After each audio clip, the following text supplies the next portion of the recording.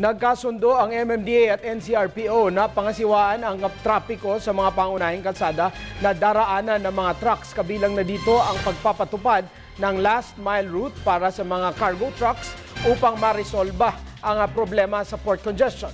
Narito ang ulat ni Noel Perfecto. Simula ngayong araw na ito, pinatutupad na ng MMDA at ang National Capital Region Police Office ang pangangasiwa ng daloy ng trapiko sa mga pangunahing lansangan na daraanan ng trucks sa tinaguriang trade lanes at iyong mga secondary routes para sa iba pang mga motorista. Ito na pagkaisahan ng Cabinet Cluster on Transportation na inatasan ng Pangulong Benigno Aquino III na gawa ng solusyon as soon as possible ang problema ng daloy ng mga truck na may dalang mga produkto mula sa ibang bansa.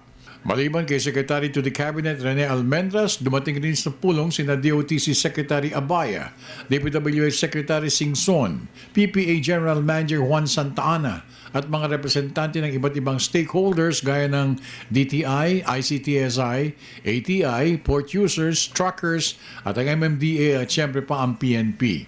Ayon kay Secretary Almendras, ang last mile route para sa mga cargo trucks ang pinakabagong pamamaraan na ipatutupad ng pamahalaan para tuluyan na masugbo ang congestion sa Manila ports. Dito, binibigyan ng naturang resolusyon ng mga cargo trucks na mag-deliver ng kanilang shipment mula sa mga warehouses ng mga ito sa labas ng trade lanes at kahit during track ban hours.